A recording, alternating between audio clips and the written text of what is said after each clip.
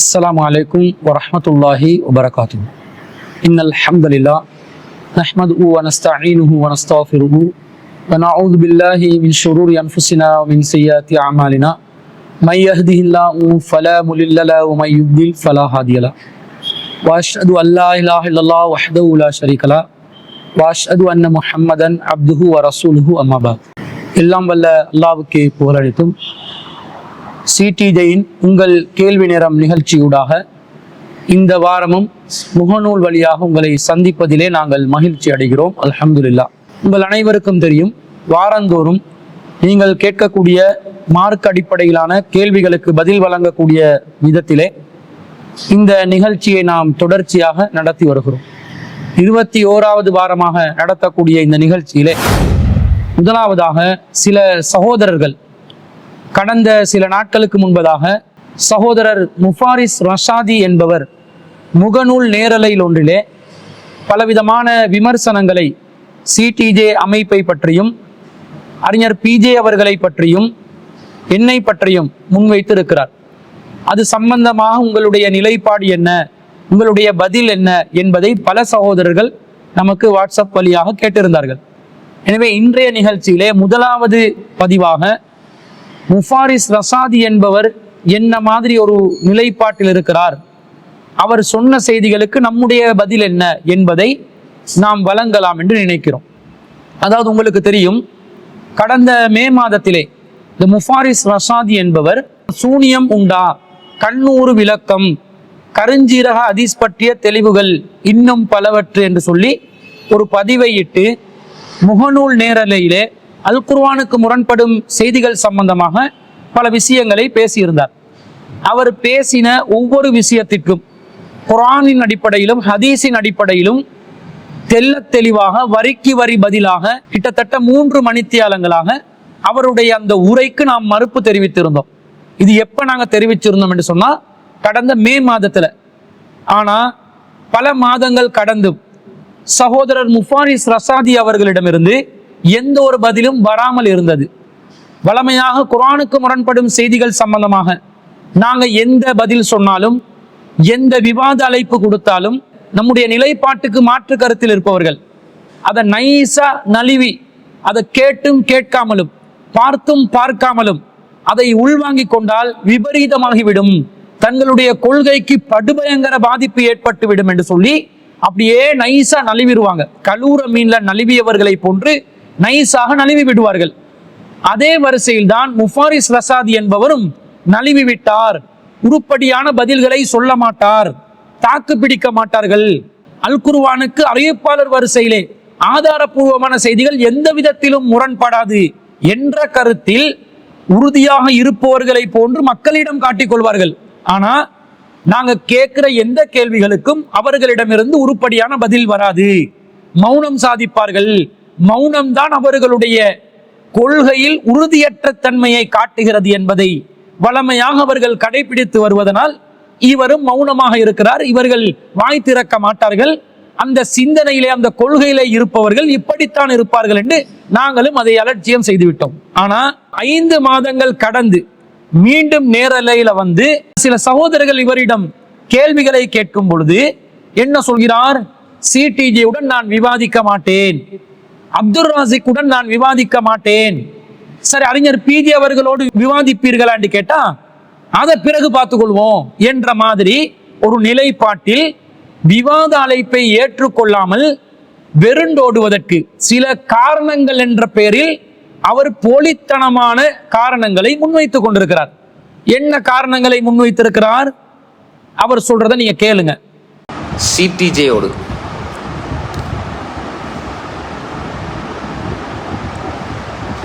அதுல யார் அறிஞர்கள் இருக்கிறாங்க?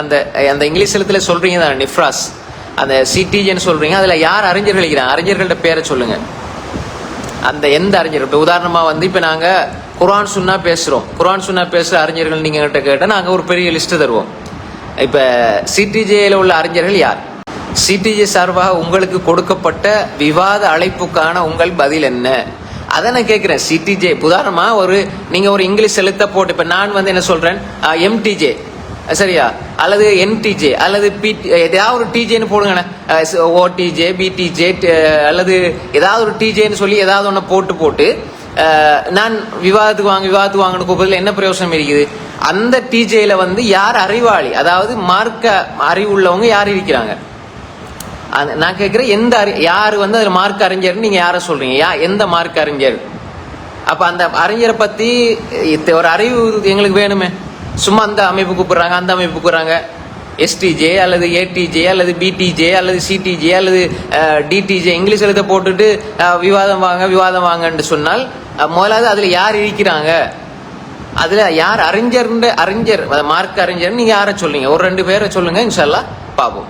அப்ப எங்கேயோ நீங்க ஒரு மௌலவியா இருந்துகிட்டு அந்த பாமர மனுஷன், அதாவது முதலாவது வந்து குர்ஆன் ஓத தெரியாத ஒரு அடிப்படை ஒரு பேசிக்கா நீங்க படிப்பீங்க, நஹு சர்ஃப் படிப்பீங்க.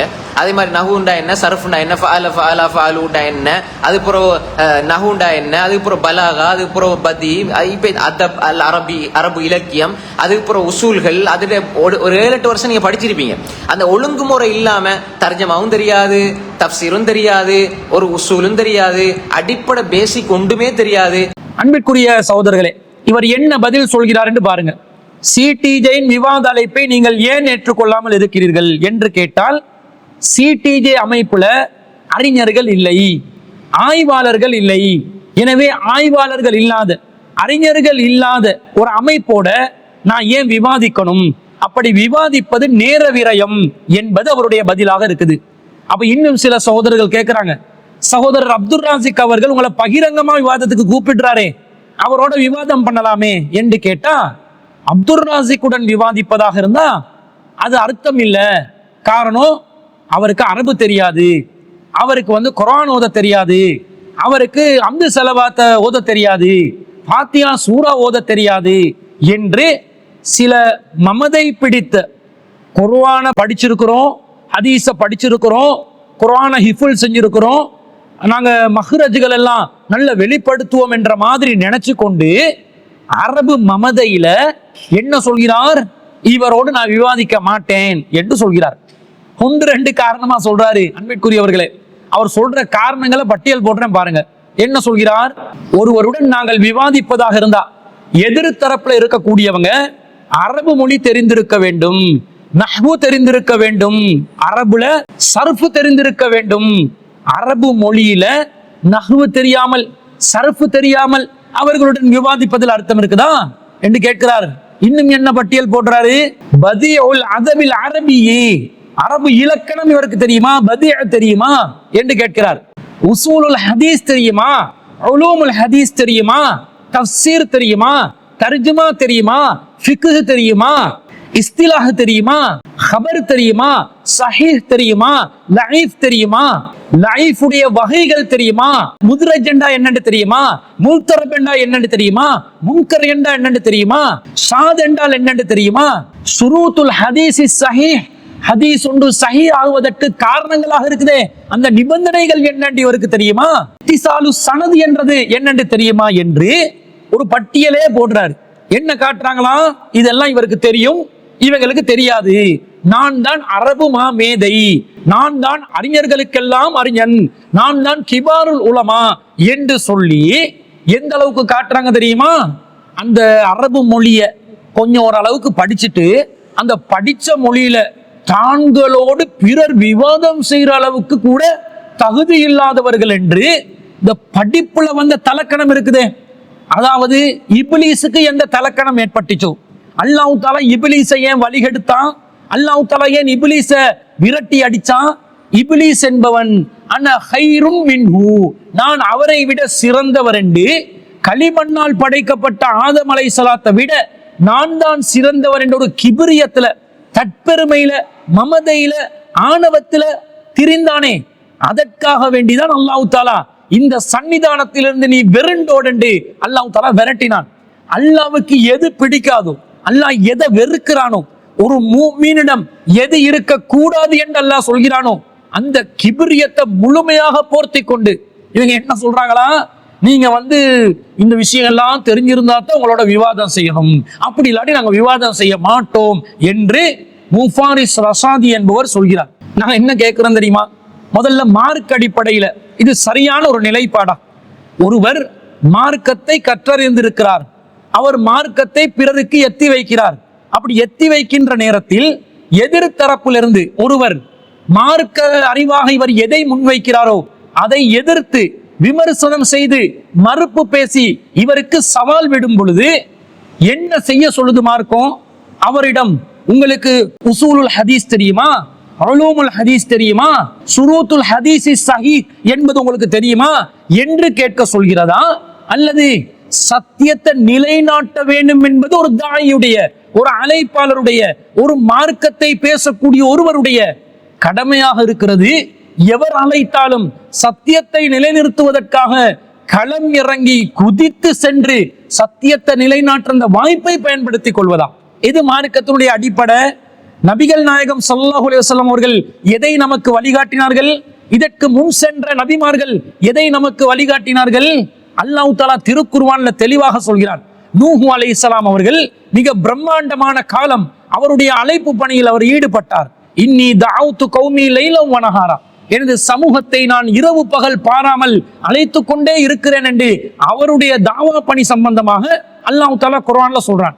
இவர் எத்தி வைத்த ஏகத்துவத்துக்கு எதிராக மக்கள் களம் இறங்கினார்கள், விவாதம் புரிந்தார்கள். நூஹ் அலைஹிஸ்ஸலாம் அவர்களுடன் விவாதம் புரிந்தார்கள். நூஹ் அலைஹிஸ்ஸலாம் அவர்கள் இந்த விவாதத்திலிருந்து பின்வாங்கினாரா? பின்வாங்கவில்லை, எதிர்த்து நின்றார்.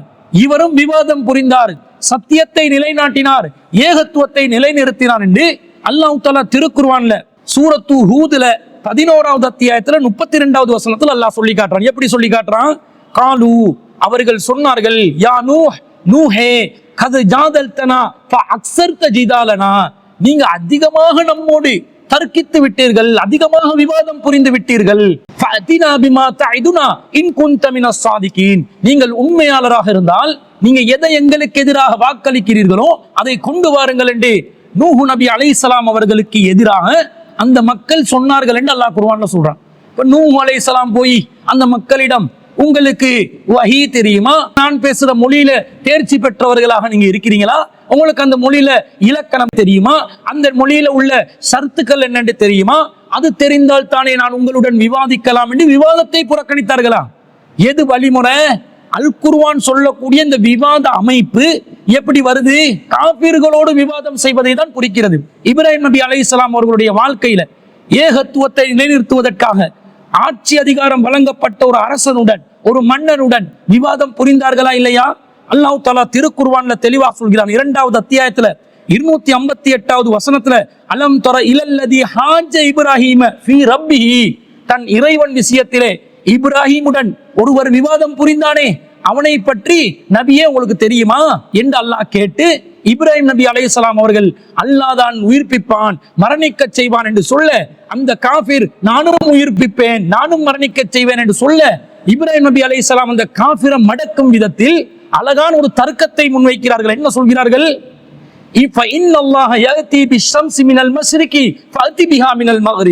அல்லாஹ் தஆலா சூரியனை கிழக்கில் உதிக்க வைக்கின்றான், நீ அதை மேற்கில் உதிக்க செய் என்று சொன்ன உடனே அந்த காஃபிருடைய நிலை என்னவானது? அல்லாஹ் சொல்கிறான், ஃபபுஹிதல்லதி கஃபர், இறைவனை நிராகரித்தவனும் வாயடைந்து போனான் என்று அல்லாஹ் சொல்கிறானா இல்லையா? இப்ராஹிம் அலைஹிஸ்ஸலாம் அவர்கள் யாரோட விவாதம் செஞ்சாங்க? காஃபிரோட தானே விவாதம் செஞ்சாங்க. அந்த காஃபிருக்கு இப்ராஹிம் நபி அலைஹிஸ்ஸலாம் அவர்கள் பேசிய அந்த மொழியில் தேர்ச்சி இருக்கிறதா? அவருக்கு அந்த மொழியின் இலக்கணம் தெரியுமா? அதை வாசிக்க தெரியுமா? அதை உச்சரிக்க தெரியுமா? அந்த மொழியின் மஹ்ரஜ் அவர் வெளிப்படுத்துவாரா? இதை கேட்டுக்கொண்டிருந்தாங்களா? மார்க்கத்தை நிலைநாட்டும் அந்த விஷயத்திலே களம் இறங்கினார்களா? ஆட்சி அதிகாரம் படைத்தவராக இருந்தாலும் சரி, பொதுவாக நிற்கக்கூடிய ஒரு சாதாரண ஒரு பொதுமகன், கல்வி அறிவு இல்லாத ஒரு பாமரனாக இருந்தாலும் சரி, யாரு வந்தாலும் சத்தியத்தை நிலைநிறுத்துவதற்காக பாடுபடக்கூடியவர்கள் களத்தில் இறங்க வேண்டும் என்றதை அல்லாஹ் இந்த வசனத்துல சொல்லி காட்டுறானா இல்லையா? அடுத்ததாக நபிகள் நாயகம் ஸல்லல்லாஹு அலைஹி வஸல்லம் அவர்களுக்கு அல்லாஹ் தஆலா கட்டளையிடுறான். சூரத்துன் நஹ்ல்ல 16வது அத்தியாயத்துல 125வது வசனத்துல, உதுஉ இலா சபீலி ரப்பிக பில் ஹிக்மதி, அல்லாஹ் தஆலா சொல்கிறான், ஹிக்மத்துடன், ஞானத்துடன் உமது இறைவனின் பாதையை நோக்கி அழைப்பீராக, வல் மௌஇலத்தில் ஹஸனா, அழகான அறிவுரையுடன் மக்களை அழைப்பீராக, வஜாதிலுஹும் பில்லதி ஹிய அஹ்சன், அவர்களுடன் அழகிய முறையில் விவாதம் புரிவீராக என்று அல்லாஹ் தஆலா சொல்கிறான். யாரோட விவாதம் புரிய சொல்கிறான்? காபிர்களுடன் விவாதம் புரிய சொல்கிறான். அப்ப அந்த காபிர்களாக இருந்த அபூ ஜஹலிடம், அபூ சுஃபியானிடம் ஆரம்ப கால நிலையில் அல்லாஹ்வின் தூதர் ஸல்லல்லாஹு அலைஹி வஸல்லம் அவர்கள் விவாதம் புரிவதற்கு செல்லும் போது, உங்களுக்கு குர்ஆனுடைய இலக்கணம் தெரியுமா, அரபு இலக்கணம் தெரியுமா, சர்ஃபு தெரியுமா, நஹ்வு தெரியுமா, அல் குர்ஆன் தெரியுமா, கிதாபெண்டா என்னன்னு தெரியுமா, இதெல்லாம் கேட்டு இதெல்லாம் தெரிஞ்சாதான் உங்களோட நான் விவாதிப்பேன் என்று நபிகள் நாயகம் ஸல்லல்லாஹு அலைஹி வஸல்லம் அவர்கள் சொன்னார்களா? அவர்களுக்கு அல்லாஹ்வை பற்றி நிலைநிறுத்தும் அந்த தாவா பணியில் ஈடுபடும் பொழுது வருகின்ற எல்லா சவால்களையும் எல்லா விவாதங்களையும் எதிர்கொண்டார்களா? என்ன செய்தார்கள்? நபிகள் நாயகம் ஸல்லல்லாஹு அலைஹி வஸல்லம் அவர்களுடைய வாழ்க்கையில அவங்க செஞ்ச விவாதங்கள், அந்த தாவாவை எத்தி வைக்கும் போது வந்த தர்க்கங்களில் எல்லாமே நபிகள் நாயகம் ஸல்லல்லாஹு அலைஹி வஸல்லம் அவர்கள் ஏகத்துவத்தை நிலைநாட்டும் பேச்சுக்களை நிலைநிறுத்தினார்கள். பின்வாங்கினாங்களா? அப்ப நபி ஸல்லல்லாஹு அலைஹி வஸல்லம் அவர்கள் காபிர்களிடம் தகுதி இருந்தால் தான் நான் விவாதிப்பேன் என்று காபிருக்கே சொல்லல. இவங்க என்ன சொல்றாங்க? முஸ்லிம்களோடு அவங்களோட பார்வையில நாங்க அசத்தியத்துல தானே இருக்கிறோம், அவங்களோட பார்வையில நாங்க வழிகேட்டுல தானே இருக்கிறோம், எங்களோட பார்வையில அவங்க வழிகேட்டுல இருக்கிறேன்னு நாங்க சொல்றதா இருந்தா அவங்களோட பார்வையில நாங்க வழிகேட்டு தானே. அப்ப அவருடைய கடமை என்ன? இந்த வழிகேட்டை திருத்தணுமா இல்லையா? இந்த வழிகேட்டிலிருந்து நம்மளை பாதுகாக்கணுமா இல்லையா? நம்மளை நம்பி இருக்கிற மக்களை நம்மளிடமிருந்து காப்பாற்றி நேர்வழியை நிலைநிறுத்துற அந்த பொறுப்பு அவங்க கிட்ட இருக்கணுமா இல்லையா? இருக்கணும். ஆனா அதுக்கு ஏத்த மாதிரி நடந்து கொள்றாங்களா? நடந்து கொள்ளல. என்ன கேட்கிறாங்க தெரியுமா? கிதாபுகளோட பெயர்களை அடுக்கிறது. இந்த சலஃபு ஆலிம்களுடைய மனநிலையே இதுதான். ஏதாவது ஒன்று சொன்னா உடனடியாக கிதாபுகள்கிட்ட பேரை அடுக்குவாங்க, இமாம்கள்ட்ட பேரை சொல்லுவாங்க. சொன்ன உடனே தான் 4 பேர் பார்க்கும்போது, ஓஹோ இந்த இமாமை பற்றியும் இவர்களுக்கு தெரியுமா, இந்த கிதாபையும் இவர்களுக்கு தெரியுமா, இதையும் இவர்கள் வாசிக்கிறார்களா என்று அப்படி ஒரு பில்டப்பை காட்டினாதான் மக்கள் மத்தியில அவர் ஒரு விதமா தனக்கு ஒரு இடத்தை உருவாக்க முடியும். அவங்கள சுன்னத்துல் ஜமாத்தில் உள்ளவங்களை ஹஸ்ரத்து ஹஸ்ரத்து என்று பின்னுக்கு போற மாதிரி இவங்களை அஷேகு அஷேகு என்று பின்னாடி வரணும் என்றதுக்காக, தனக்கு ஒரு மரியாதையை ஏற்படுத்திக் கொள்வதற்காக பொதுமக்களை சாதாரணமான நிலையில் வைத்து மார்க்கத்தை கற்றறிந்தவர்களுக்கு மக்களிடமிருந்து மரியாதையையும் ஃபுலூஸையும் எதிர்பார்ப்பதற்காக வேண்டி, காசு பணத்தை எதிர்பார்ப்பதற்காக வேண்டி இவர்கள் நடத்தும் நாடகமாகத்தான் இது இருக்கிறது. அதுல எந்த மாற்று கருத்தும் இல்லை. எவனாவது ஒருத்தன் ஒரு கல்விமானா இருந்தா அவன் வாசிக்கிற புத்தகங்களோட பேரை பட்டியல் போட்டு சொல்லி கொண்டிருப்பானா, நான் இந்த புத்தகத்தை வாசிக்கிறேன். என்ன கேட்கிறாரு தெரியுமா? இதுக்குதான் நாங்க சிரிக்கணும். மொத்தம் புஸ்தகம் ஒன்று வாசிக்கிறான், ஒரு கிதாபை வாசிக்கிறான், அந்த கிதாபை வாசிச்சு படிப்பினையை பெற்று சரியான ஹதீஸ்களை எடுத்து அதுல இருக்கக்கூடிய சத்தியம் என்னன்றதை புரிஞ்சு மக்களுக்கு எத்தி வச்சு கொண்டு போயிட்டு கொண்டு இருப்பானா? நான் வாசிக்கும் கிதாப் இவர் வாசிப்பாரான்னு காட்டுறாங்க. செய்துல் ஹாத்திரி, இப்னுல் ஜௌசியுடைய செய்துல் ஹாத்திரியை நான் கொடுத்தால் இவர் வாசிப்பாரா கேட்கிறாரு. அதே போன்று இப்னுல் ஜௌசியுடைய தல்பீஸ் இப்லீஸை கொடுத்தால் இவர் வாசிப்பாரா? இமாம் இப்னுல் கையிமுடைய ஜாதுல் மஆதை கொடுத்தால் வாசிப்பாரா? இப்னு ஹஜர் அவர்களுடைய ஃபத்துல் பாரியை கொடுத்தா வாசிப்பாரா? அது சொல்றாங்க. நான் வாசிக்கிறேன் பாருங்க, இந்த தல்பீஸ் இப்லீஸ் இப்ப நான் வாசிச்சு கொண்டு இருக்கிறேன், ஒரு மௌலவி அதை மொழிபெயர்க்கிறார், அவர் எனக்கு அனுப்பி வச்சா நானும் அதை கரெக்ஷன் பார்த்துருவேன் என்ற அளவுக்கு விளங்குதா? கிபிரியத்தை எப்படி வெளிப்படுதுன்னு விளங்குதா? இந்த தற்பெருமைக்கு இஸ்லாத்துல இடம் இருக்குதா? நாங்க கேட்கிறோம். இந்த தல்பீசு இப்லீஸையும் இந்த ஜாதுல் மஆதையும் இந்த ஃபத்துல் பாரியையும் இவர்கள் சொல்லக்கூடிய இந்த செய்துல் ஹாத்திரையும் நபிகள் நாயகம் ஸல்லல்லாஹு அலைஹி வஸல்லம் அவருடைய காலத்துல இருந்ததா? என்னமோ எப்படி காட்டுறாங்க தெரியுமா?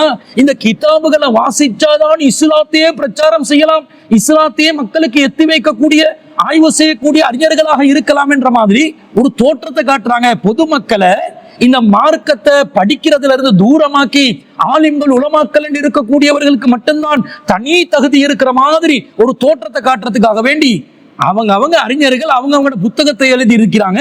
அதை வாசிச்சால்தான் நாங்க இந்த தாவா களத்துல அல்லது இந்த சத்தியத்தை நிலைநாட்டுற பணியில இருக்கலாம் என்ற மாதிரி ஒரு தோற்றத்தை காட்டுறீங்களே, இது எவ்வளவு குர்ஆன் சுன்னாவுக்கு எதிரான ஒரு நிலைப்பாடு.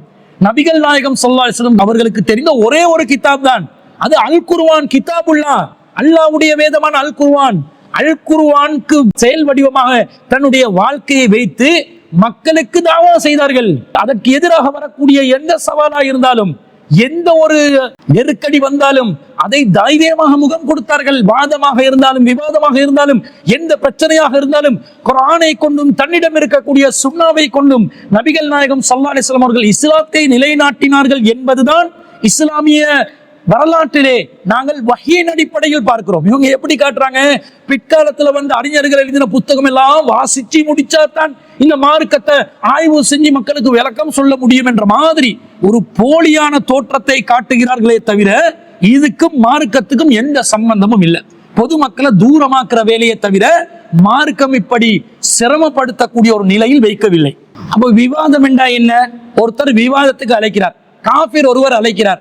இந்த காலத்தில் ஒரு காஃபிர் அழைத்தால் அவரை நாங்க கூப்பிட்டு, உங்களுக்கு குர்ஆனை பத்தி நீங்க விவாதம் பண்ண கூப்பிடுறீங்களே, உங்களுக்கு குர்ஆனுடைய தஃசீர் கலை என்னன்னு தெரியுமா, தஜ்வீத தெரியுமா, மஹ்ரஜ் தெரியுமா, ஃபாத்திஹா சூராவை நீங்கள் அப்படியே தர்த்தீலா ஓதுவீங்களா என்று கேட்டுதான் நாங்க விவாதத்துக்கு போகணுமா? இப்படி கேட்டா அவன் எங்களை நையாண்டி பண்ண மாட்டான், எங்களோட மார்க்கத்தை கேலி கூத்தா பார்க்க மாட்டான். என்னன்னா உங்களோட வேதமே அசத்தியம் என்று சொல்ல வர்றோம், அதுல இருக்கிற தருத்தீபு, அதுல இருக்கிற மஹ்ரஜ்களை நீ எங்க கிட்ட எதிர்பார்க்கிறாய் என்று கேட்க மாட்டானா? கொஞ்சமாவது ஒரு மூளை இருக்குதா? இப்படிதான் சத்தியம் அசத்தியத்தை நிலைநாட்டுறதா? நபிகள் நாயகம் ஸல்லல்லாஹு அலைஹி வஸல்லம் அவருடைய காலத்துல முசைலமா வந்தான், ரசூலுல்லாஹ்வுக்கு பிறகு தன்னை நபி என்று அறிவிக்க சொன்னான். அதை நபிகள் நாயகம் ஸல்லல்லாஹு அலைஹி வஸல்லம் அவர்கள், முசைலமா என்பவன் ஒரு மடையன், ஒரு பொய்யன், அந்த பொய்யனுக்கு நான் பதில் சொல்ல வேண்டியதில்லை, அவன் அப்படி காலப்போக்கில் இல்லாமல் போய்விடட்டும், அவனை நான் அலட்சியம் செய்கிறேன் என்று இருந்தார்களா?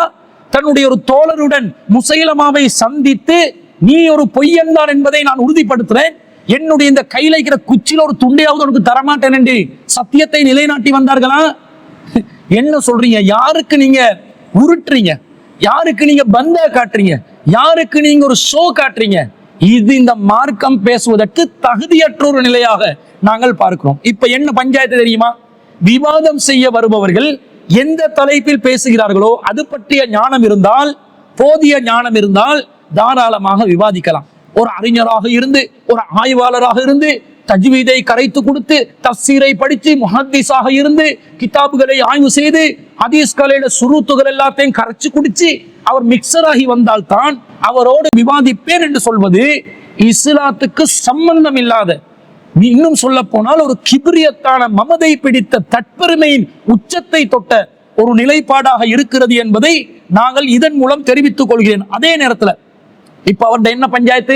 சிடிஜேயுடன் விவாதத்துக்கு வருவதாக இருந்தால் சிடிஜேயில் மார்க் அறிஞர்கள் இருக்க வேண்டும், ஆய்வாளர்கள் இருக்க வேண்டும், உசூலுல் ஹதீஸ் தெரிய வேண்டும், உலூமுல் ஹதீஸ் தெரிய வேண்டும், தஃசீர் தெரிய வேண்டும், தஜ்வீத் தெரிய வேண்டும், மஹ்ரஜ் வெளிப்பட வேண்டும், அவர்களுடைய திலாவத்துகள் தர்த்தீலாக இருக்க வேண்டும், அவர்களுக்கு ஹதீஸ் கலையில பாரி ஒரு ஞானம் இஸ்திலாக இருக்க வேண்டும். நம்ம வார்த்தையை சொன்னெல்லாம் பயந்துட்டோம் நாங்க.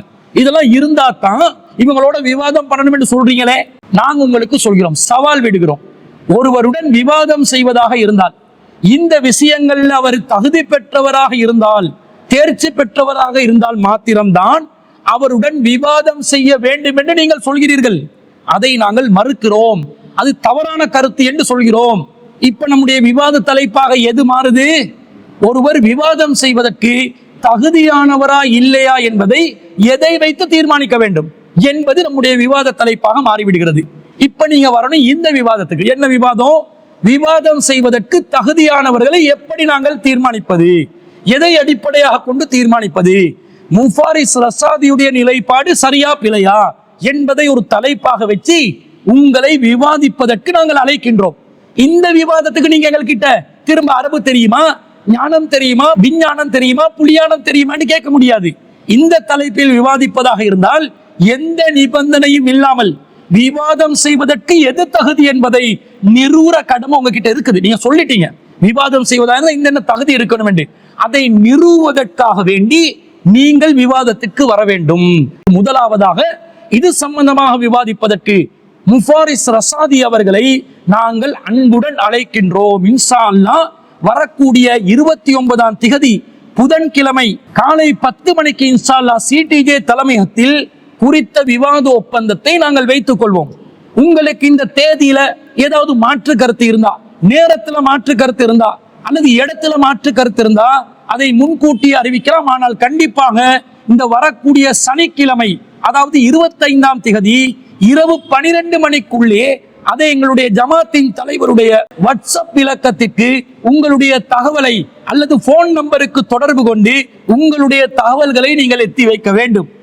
அந்த விவாதத்திற்கு நீங்கள் வரவில்லை என்றால் இவரும் பழைய குருடி கதவை தொடடி, இவரும் பழமையான ஆள்தான், இவருக்கும் சக்தி இல்லை, இவரும் வாய்ச்சவடால் விடுபவர் தான், இவருக்கும் விவாத திறன் இல்லாதவர், இவர் தான் கொண்ட கொள்கையில் தடுமாறி கொண்டிருக்கிறார், இவருக்கு திராணி இல்லை என்ற ஒரு முடிவை நாங்கள் எடுத்து எதிர்வரக்கூடிய 30ஆம் தேதி இன்ஷா அல்லாஹ் இவர் 18ஆம் திகதி என்ன விஷயங்களை எல்லாம் முகநூல் நேரலையில் முன்வைத்தாரோ ஒவ்வொன்றுக்கும் வரிக்கு வரி பதில் இன்ஷா அல்லாஹ் சிலோன் தௌஹீத் ஜமாத் சார்பாக வழங்கப்படும் என்பதை இதன் மூலம் நாங்கள் தெரிவித்துக் கொள்கிறோம். பொதுமக்களே கவனமா இருங்க.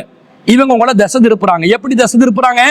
என்னமோ ஒரு நிபந்தனையை காட்டி அதுல இவங்க இல்லை அதனால விவாதிக்க மாட்டோம்னு அப்படி நைஸா நழுவுறாங்க. இந்த மாதிரி நைஸா நழுவுறவங்களை நீங்க விடாதீங்க, அப்படியே பிடிங்க. இவங்களுக்கு முகநூல் வழியாக இவங்க இப்ப வாய்ச்சவடால் விட்டு கொண்டிருக்கக்கூடிய இந்த நிழல் வீரர்களை நிஜ வீரர்களாக களத்திற்கு கொண்டு வரும் பொறுப்பு உங்களை சேர்ந்தது. இவரை விட்டுறாதீங்க. கண்டிப்பாக சிலோன் தௌஹீத் ஜமாத்துடன் இந்த விவாதத்துக்கு எந்த விவாதம் விவாதிப்பதற்குரிய தகுதிகள் என்ன, முஃபாரிஸ் ரசாதி சொல்லக்கூடிய தகுதிகள் ஏற்புடையதா இல்லையா, இதான் தலைப்பு. இந்த தலைப்பில் விவாதம் செய்வதற்கு அவரை அழைத்து நீங்கள் வர வேண்டும். அந்த பொறுப்பு பொதுமக்களுடைய கையில் நாங்கள் விடுக்கிறோம். என்ன நைசா நழுவி ஓடிடுவாங்க. இவங்க இலங்கை தாவா காலத்துல எதையும் செய்ததில்லை. அரபு மொழியில மமதையுடன் ஆடுபவர்கள் கடந்த காலங்கள் இந்த தாவா காலத்துல என்னையெல்லாம் நடந்துச்சோ அது எல்லாத்திலையும் அப்படியே ஒளிஞ்சி ஓடி மறைஞ்சி புறமுதுகு காட்டி இருந்து நாங்க 11 வருஷம் இந்த துறையில அப்படியே உருண்டு பிறண்டோம் என்றாங்க. தம்பி, நாங்க 24 வருஷமா இந்த துறையில உருண்டு பிறண்டு கொண்டிருக்கிறோம். கொஞ்சம் ஓரமா போயிட்டு தான் நீங்க விளையாடணும். நாங்க 24 வருடங்களாக இந்த தாவா களத்திலே உருண்டு பிறண்டு கொண்டுதான் இருக்கிறோம். எங்களுக்கு தெரியும் எந்த படியில கால வைக்கணும், எந்த இடத்துல கால வைக்க கூடாது என்று நாங்கள் அறிந்து வைத்திருக்கிறோம். அல்லாஹ்வுடைய அருளால் இந்த தாவா களம் என்பது ரியால்களுக்காக செய்கின்ற தாவா களம் அல்ல. இது சத்தியத்தை நிலைநிறுத்தும் ஒரு தாவா களமாக இருப்பதனால் நாங்கள் கொண்ட கொள்கையில் எவர் எதிர்கருத்து கொண்டாலும் அதை எதிர்த்து சத்தியத்தை நிலைநிறுத்துவதற்கு தயாரான தெம்பும் தைரியமும் உள்ளவர்களாக இந்த தாவா களத்திலே முஸ்லிம்கள் மத்தியிலும் முஸ்லிம் அல்லாதவர்கள் மத்தியிலும் வந்த எல்லா எதிர்ப்புகளையும் தாண்டி வந்து இந்த களத்திலே நாங்கள் செயலாற்றி கொண்டு வருகிறோம். சும்மா முகநூல் வீரர்களாக நிழல் வீரர்களாக செயல்படுபவர்கள் நாங்கள் அல்ல என்பதையும் தெரிவித்துக் கொள்கிறோம். அதே நேரத்தில் இவர் இந்த விவாதத்திற்கு வந்தால் இவர் விவாதம் செய்வதற்கு தகுதி என்று முன்வைத்த அனைத்து காரணிகளும் போலியானது என்றதை நாங்கள் நிரூபிச்சுட்டு இன்ஷா அல்லாஹ் குர்ஆனுக்கு முரண்படும் ஹதீஸ்கள் சம்பந்தமான அந்த விவாதத்திற்கான ஒப்பந்தத்தை அந்த விவாத மேடையில இன்ஷா அல்லாஹ் வைத்துக் கொள்வோம் என்பதையும் இந்த முஃபாரிஸ் ரசாதி என்பவருக்கு நாம் ஒரு சவாலாக பகிரங்கமாக விடுகிறோம். அதே நேரத்தில் பொதுமக்கள் நீங்கள் அனைவரும் இவரை அழைத்து வரும் காரியத்தில் மும்முரமாக ஈடுபடுங்கள் என்பதை கூறிக்கொண்டு இந்த விஷயத்துல இவருடைய இந்த விவாதம் சம்பந்தமாக இவர் சொன்ன விஷயங்களுக்கு ஜமாத் சார்பாக என்ன பதில் என்பதை நாங்கள் பதிவு செய்து கொள்கிறோம். அடுத்ததாக ஒரு சகோதரர் ஒரு கேள்வியை கேட்கிறார். என்ன கேட்கிறாருன்னா, விபச்சாரத்தில் பிறந்த ஒரு பெண்ணை திருமணம் செய்ய முடியுமா? அப்படி திருமணம் செய்தால் வாழ்க்கையில் ஏதும் பிரச்சனைகள் ஏற்படுமா? தயவு செஞ்சு எனக்கு இதை விளக்குங்க, அல்லாஹ்வுக்காக விளக்குங்க என்று சொல்லி ஒரு சகோதரர் கேள்வி கேட்டிருக்கிறார். அதாவது அவர் என்ன கேட்கிறாருன்னா, விபச்சாரத்தின் ஜினா மூலம் பிறந்த ஒரு பெண்ணை திருமணம் செய்வது கூடுமா, இஸ்லாத்தில் அனுமதிக்கப்பட்டதா என்று கேட்கிறார். இஸ்லாத்தில் ஒரு அடிப்படையை நாங்கள் விளங்கிக் கொள்ளணும். ஒருவர் ஒரு தவறு செய்கிறாருண்டா அந்த தவறுக்கு இன்னொருவர் பொறுப்பாக மாட்டார். இஸ்லாத்துடைய மிக பேசிக்கான ஒரு கொள்கையை விளங்கப்படுத்தக்கூடிய ஒரு அடிப்படை தான் அது. அல்லாஹ் தஆலா திருக்குர்ஆன்ல 6வது அத்தியாயத்துல 164வது வசனத்துல சொல்கிறான். அது போன்று இன்னும் ஏராளமான இடங்கள் அல்லாஹ் சொல்கிறான், வலா தஸிரு வாஸிரத்துன் விஸ்ர உஹ்ரா, ஒருவரின் சுமையை இன்னொருவர் சுமக்க மாட்டார். ஒருத்தர் செய்கின்ற பாவ சுமை இருக்கிறதே அதை இன்னொருவர் சுமப்பாரான்னு கேட்டா கண்டிப்பாக சுமக்க மாட்டார். இன்னும் சொல்ல போனால் இஸ்லாத்துக்கும் கிறிஸ்தவத்துக்கும் வேறுபாடாக இருக்கக்கூடிய அடிப்படையான அம்சமே இதுதான். ஒருத்தருடைய பாவத்தை இன்னொருத்தர் எப்படி சுமப்பார்? அவன் செய்யற பாவத்தை அவன் சுமக்கணுமே தவிர, அவன் செயல்பட்ட வாழ்க்கைக்காக மறுமையிலே அல்லாஹ்வுக்கு ஜவாபு சொல்லணுமே தவிர, என்னுடைய தந்தை செய்த குற்றத்துக்காக நான் விசாரிக்கப்படுவதோ, நான் செய்யும் குற்றத்துக்காக என்னுடைய மகன் விசாரிக்கப்படுவதோ இஸ்லாத்தில் கிடையவே கிடையாது. ஒருவர் சுமையை இன்னொரு மீது சுமத்துவது என்பது அல்லாஹ்வுடைய நீதிக்கு எதிரான உண்டு. அல்லாஹ் ஒருபோதும் அதை ஆதரிப்பதில்லை. அப்ப பெற்றோர்கள் விபச்சாரம் செய்த காரணத்தினால், ஜினா என்ற பெரும் பாவத்தை செய்த காரணத்தினால் அதுல பிறந்த குழந்தை அந்த குற்றத்துக்கு எப்படி உள்ளாகுவார்? அது மார்க்கம் அங்கீகரிக்குமா? ஒருபோதும் அங்கீகரிக்காது. அந்த குழந்தை இஸ்லாத்தில் தூய்மையான முறையில் பிறக்கின்ற ஒரு குழந்தை. இந்த ஜினா என்ற பாவத்திலிருந்து விடுவிக்கப்பட்ட நிலையில், ஜினா என்ற பாவத்துக்கு தொடர்பில்லாத நிலையில் தூய்மையான ஒரு முறையில் பிறக்கின்ற குழந்தையாகத்தான் அந்த குழந்தை கருதப்படும். அந்த குழந்தை பெருசாகி ஆளாகி இன்னொருத்தரை திருமணம் முடிக்க போனா உன்னை பெற்றோர்கள் செஞ்ச பாவத்துக்கு நீயும் பொறுப்பு என்று சொல்லி அவங்கள ஹராமாக்குறதுக்கு இஸ்லாத்துல என்ன அடிப்படை இருக்குது? ஒரு அடிப்படையும் இல்லை. அல்லாஹ் தஆலா திருக்குர்ஆன்ல விபச்சாரம் செய்தவர்களை திருமணம் முடிக்க கூடாது என்று சொல்கிறானே தவிர அவர்களுடைய சந்ததிகளை திருமணம் முடிக்க கூடாது என்று அல்லாஹ் சொல்லல. அல்லாஹ் குர்ஆன்ல எப்படி சொல்றான்? 24வது அத்தியாயத்துல 3வது வசனம் சூரத்து நூர்ல, அஸ்ஸானி லா யன்கிஹு இல்லா ஜானியத்தன் அவ் முஷ்ரிகத்தன். ஒரு ஜானியை விபச்சாரம் செய்பவரை பொறுத்தவரையில் அவரை ஒரு விபச்சாரியோ அல்லாஹ்க்கு இணை கற்பிக்கின்ற ஒரு பெண்ணு தவிர வேறு எவரும் திருமணம் முடிக்க கூடாது. வஸ்ஸானியது விபச்சாரம் செய்யும் பெண்ணை பொறுத்தவரையில் லா யன்கிஹுஹா இல்லா ஜானின் அவ் முஷ்ரிகின். அவளை விபச்சாரம் செய்யும் ஒரு ஆணோ அல்லது இணை கற்பிக்கும் ஒரு ஆணோ தவிர வேறு யாரும் திருமணம் முடிக்க கூடாது. வஹுர்ரிம ذلك على المؤمنين. இது மூமின்களுக்கு ஹராமாக்கப்பட்டுள்ளதுன்னு அல்லாஹ் சொல்றான். அப்ப யாருக்கு அல்லாஹ் ஹராமாக்குறான்? யார் அந்த குறிப்பிட்ட பாவத்துல ஈடுபடுறாங்களோ அவர்களை திருமணம் முடிப்பதுதான் மூமின்களுக்கு தடுக்கப்பட்டதுக்குதே தவிர அவர்களுடைய சந்ததிகளை திருமணம் முடிப்பதற்கு இஸ்லாம் எந்த தடையும் விதிக்கவில்லை என்பது மிகவும் தெளிவாக அல்லாஹ் தஆலா சொல்கிறான். ஒருத்தருடைய பாவத்துல விபச்சாரம் என்ற ஜினா என்ற பாவத்துல ஒரு குழந்தை பிறக்குதுன்னு சொன்னா அந்த குழந்தை பாவியாகும் என்ற கன்செப்ட் இஸ்லாத்துக்கு எதிரானது. அல்லாஹ் தஆலா எப்படி பார்க்கறான்? ஒரு மனிதர்ல நல்லவர், ஒரு மனிதர்ல சிறந்தவன் யார் என்பதை அல்லாஹ் எப்படி முடிவு செய்வான் என்று சொன்னா அல்லாஹ் தஆலா திருக்குர்ஆன்ல 49வது அத்தியாயத்துல 13வது வசனத்துல சொல்கிறான், இன்ன அக்ரமக்கும் இன்தல்லாஹி அத்காக்கும். அல்லாஹ்விடத்தில் உங்களில் சிறந்தவர் யாரு தெரியுமா?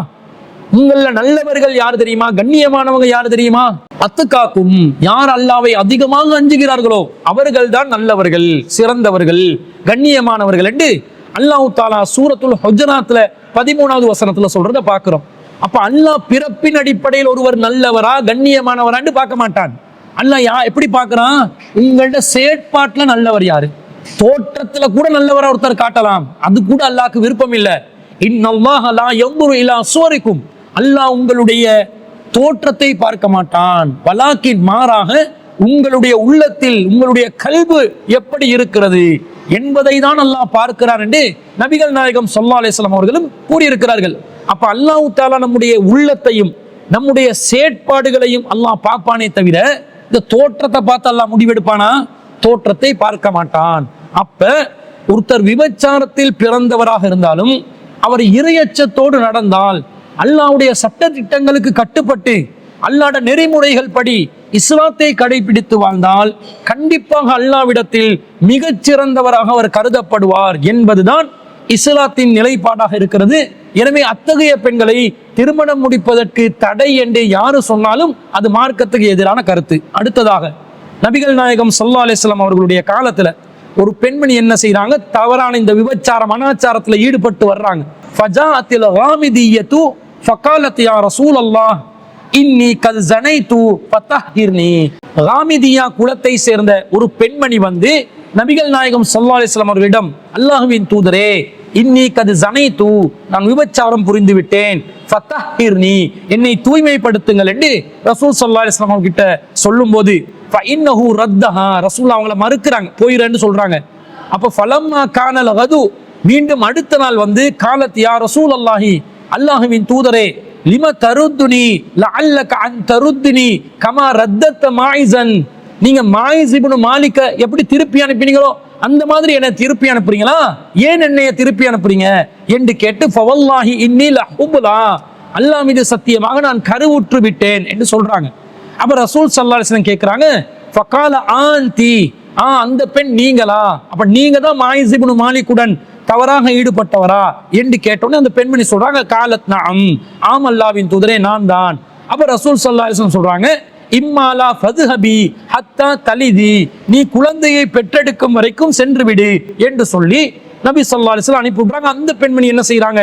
ஃபலம்மா வலதத் அத்ததுஹு பிஸ்ஸபி, அந்த பெண்மணி குழந்தையை பெற்றெடுத்தோன்னே கை குழந்தையோட வந்து ஃபி ஹிர்ஃபத்தின், ஒரு துணியில அந்த குழந்தையை எடுத்து வந்து காலத் ஹாதா கது வலத்துஹு, இதான் நான் பெத்தெடுத்த குழந்தை ரசூலுக்கு காட்டணும்னு, இது ஹபி நீ மீண்டும் சென்று விடு, ஃபஅர்லிஹி அந்த குழந்தைக்கு பால் ஊட்டு, ஹத்தா தஃப்திமிஹி அந்த குழந்தை பால் குடியை மறக்கும் வரைக்கும் பால் ஊட்டுன்னு சொன்னோன்னே அந்த பெண்மணி போய் பால் ஊட்டுற அந்த வயசு முடியும் வர காட்டிலும் பால் ஊட்டிட்டு கிட்டத்தட்ட 2 வருஷ காலம் முடிஞ்சு மீண்டும் வந்து நபி ஸல்லல்லாஹு அலைஹி வஸல்லம் அவர்களிடம், ஆதாயா நபி அல்லாஹி, அல்லாவின் நபி அவர்களே, கது ஃபதம்துஹு வகது அகலத் தஆம், இதோ நான் பால் குடிய கூட அவனுக்கு முழுசா நிறைவேற்றி விட்டேன், இப்போது அவன் உணவை தானாக உண்ணக்கூடிய நிலைக்கு வளர்ந்து விட்டான் என்று சொன்னோன்னே நபிகள் நாயகம் ஸல்லல்லாஹு அலைஹி வஸல்லம் அந்த இடத்துல சொல்றாங்க, ஃபதஃபஅ ஸபிய அந்த குழந்தையை இலா ரஜுலின் மினல் முஸ்லிமீன் முஸ்லிம்களில் ஒருவருக்கு ரசூலுல்லாஹ் பொறுப்பு கொடுக்குறாங்க.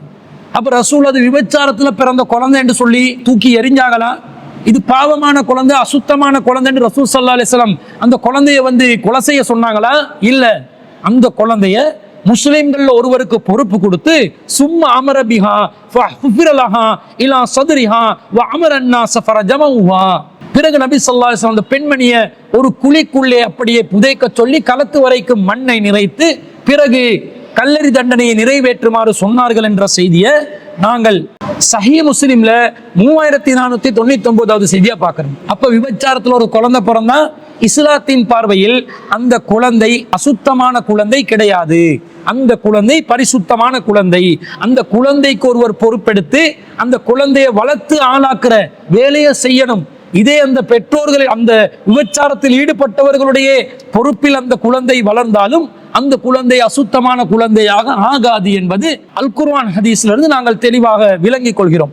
அப்படி நிலையில் வளர்ந்த குழந்தைகளாக இருந்தால் அவர்களுக்கு திருமணம் முடித்து வைக்கும் காரியத்தை ஆதரவற்ற நிலையில் இருந்தால், பராமரிப்பற்ற நிலையில் இருந்தால், அவர்களை திருமணம் முடித்து வைக்கும் காரியத்தை முஸ்லிம் சமூகம் சார்பாக யாராவது செய்யணும். அது அல்லாஹ் குர்ஆன்ல கட்டளையிடுறார். 24வது அத்தியாயத்தில் 32வது வசனத்துல, வஅன்கிஹுல் அயாமா மின்கும் உங்கள யாரு திருமணம் முடிப்பதற்கு தகுதியான நிலையில் இருக்கிறார்களோ, வஸ்ஸாலிஹீன மின் இபாதிக்கும் வ இமாயிக்கும் உங்களுடைய அடிமையான ஆண்களும் அடிமையான பெண்களையும் யார் திருமணம் செய்வதற்கான நிலையில் இருக்கிறார்களோ அவர்களை திருமணம் செய்து வையுங்கள் என்று அல்லாஹ் சொல்கிறார். அப்ப திருமணம் முடிப்பதற்கு தகுதியான நிலையில் அந்த மாதிரி ஒரு குழந்தை வளர்ந்து ஆளாகி இருந்தால் அவர்களை திருமணம் முடித்து வைப்பது இந்த சமூகத்தின் கடமையாக பொறுப்பாக இருக்கிறது என்பதுதான் அல் குர்ஆன்ல இருந்து நாங்கள் பெறக்கூடிய பாடமே தவிர அத்தகையவர்களை திருமணம் முடிப்பதற்கு இஸ்லாம் எந்த வகையிலும் தடை விதிக்கவில்லை. திருமணம் முடிப்பதற்கு தடை செய்யப்பட்டவர்களுடைய பட்டியலை அல்லாஹ் தஆலா குர்ஆன்ல 4வது அத்தியாயத்தில் 25வது வசனத்துல சொல்கிறான். அந்த பட்டியல்ல கூட விபச்சாரத்தில் பிறந்தவர்கள் திருமணம் முடிப்பதற்கு தடையானவர்கள் என்று அல்லாஹ் எங்கேயும் குறிப்பிட்டதில்லை. எனவே அவர்கள் ஹலாலானவர்கள்.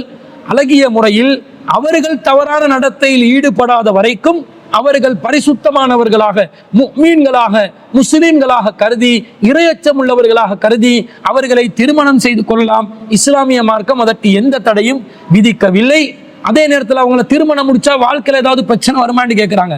அப்படி ஒவ்வொரு விஷயத்தை வச்சு பிரச்சனை வருதுன்றது இல்லை. வாழ்க்கை என்பது ஒரு சோதனை களம். அந்த பெண்ணை திருமணம் முடிச்சாலும் சரி, வேற பெண்ணை திருமணம் முடிச்சாலும் சரி, அல்லாஹ் வாழ்க்கையில நல்லது கெட்டது என்று கலந்த நிலையில தான் வாழ்க்கையை அமைத்து வைத்திருக்கிறான். நல்லது நடக்கும் போதும் அல்லாஹ்வை புகழ்ந்தவர்களாக, தீங்கு நடக்கும் போதும் அல்லாஹ்விடம் பாதுகாவல் தேடி அல்லாஹ்விடம் உதவி நாடக்கூடியவர்களாக நம்முடைய ஈமானை வைத்துக் கொண்டு நாம் பயணிக்க வேண்டுமே தவிர இந்த மாதிரி காரணிகளால் எல்லாம் நம்முடைய வாழ்க்கையில பல அசௌகரியங்கள் ஏற்படும் என்ற நம்பிக்கை இஸ்லாத்துக்கு எதிரான ஒரு நம்பிக்கை. அப்படி அல்லாஹ் தஆலா ஏற்படுத்துவதில்லை. நம்முடைய நம்பிக்கை பிரகாரம் நல்லது தீங்கு எல்லாமே அல்லாஹ்விடமிருந்து வரக்கூடியது. நாம் அல்லாஹ்வை சார்ந்து தீங்கு ஏற்படும் போது அல்லாஹ்விடம் பாதுகாவல் தேட வேண்டும் என்பதுதான் இஸ்லாத்தின் வழிமுறையாக இருக்கிறது என்பது அந்த கேள்வி கேட்ட சகோதரருக்கு நாங்கள் பதிலாக பதிவு செய்து கொள்கிறோம். இன்னொரு சகோதரி கம்பலில் இருந்து ஒரு கேள்வி கேட்கிறாங்க. என்ன கேட்கிறாங்கண்டா, கணவனின் பணத்தை அவரிடமிருந்து அனுமதி பெற்றுதான் எடுத்து கொள்ள வேண்டுமா? ஹலாலான செலவுகளுக்கு அல்லது தர்மம் செய்ய அந்த பணத்தை பயன்படுத்த உரிமை இருக்கிறதா? அப்படி அனுமதி இல்லாமல் எடுத்துக்கொண்டால் ஹராமா என்று ஒரு கேள்வியை கேட்கிறாங்க. என்ன கேட்கிறாங்க? ஒரு மனைவி கணவனின் பணத்தை அவரிடமிருந்து அனுமதி இல்லாமல் பெற்று கொள்ளலாமா, பயன்படுத்தி கொள்ளலாமா, தர்மம் செய்யலாமான்னு கேட்கிறாங்க. இஸ்லாத்தில் ஒரு அடிப்படையை நாங்கள் விளங்கிக் கொள்ளணும்.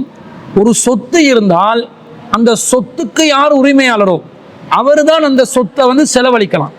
இன்னொருத்தர் செலவழிப்பதாக இருந்தால், இன்னொருவர் அந்த சொத்தை அனுபவிப்பதாக இருந்தால், அது யாராக இருந்தாலும் அனுமதி பெற வேண்டும் என்பது இஸ்லாத்தினுடைய அடிப்படையான ஒரு சட்டமாக இருக்கிறது.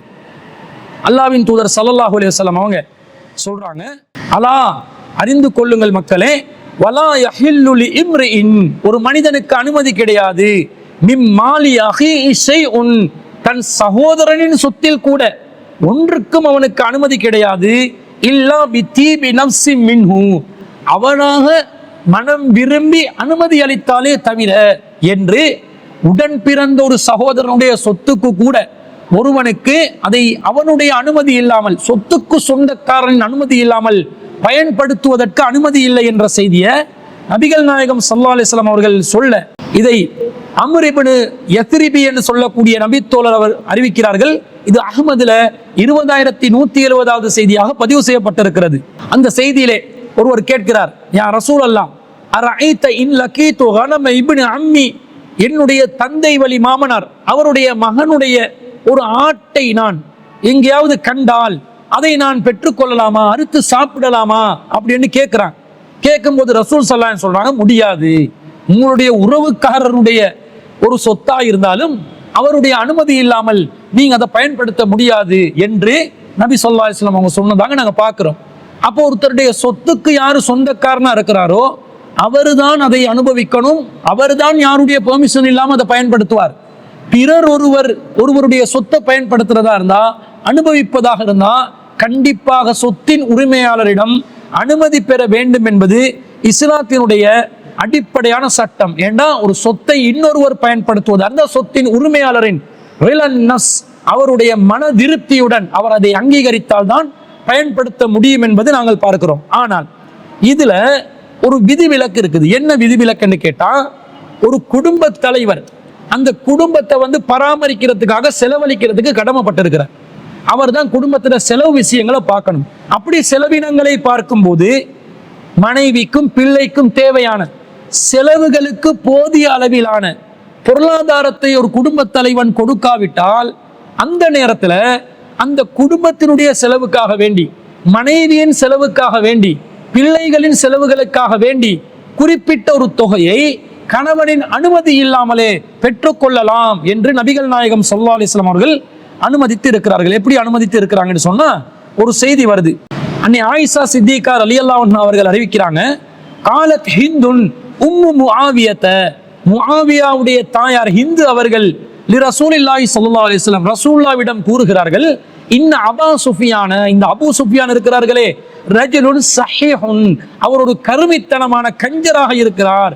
ஃபஹல் அலைஹ ஜுனாஹுன் அன் ஆஹுத மின் மாலிஹி சிர்ரன், அவருடைய சொத்திலிருந்து நான் அவருக்கு தெரியாம ரகசியமாக எதையாவது எடுத்துக்கொண்டால் அது எனக்கு குற்றமாக ஆகுமா என்று கேட்ட நேரத்துல ரசூலா சொல்றாங்க, கால ஹுதி அந்தி வபனூகி மா யக்ஃபீகி பில் மஅரூஃபி, பரவாயில்லை எடுத்துக்கோங்க, உங்களுக்கும் உங்களுடைய பிள்ளைகளுக்கும் எது தேவையான அளவு இருக்குதோ அந்த தேவையான அளவுக்குரியதை நியாயமான முறையில் பெற்றுக்கொள்ளுங்கள் என்று நபி ஸல்லல்லாஹு அலைஹி வஸல்லம் அவர்கள் சொன்ன செய்தியை ஆயிஷா ரலியல்லாஹு அன்ஹா அவர்கள் அறிவிக்கிறார்கள். இது புகாரில 2211வது செய்தியாக பதிவு செய்யப்பட்டிருக்கிறது.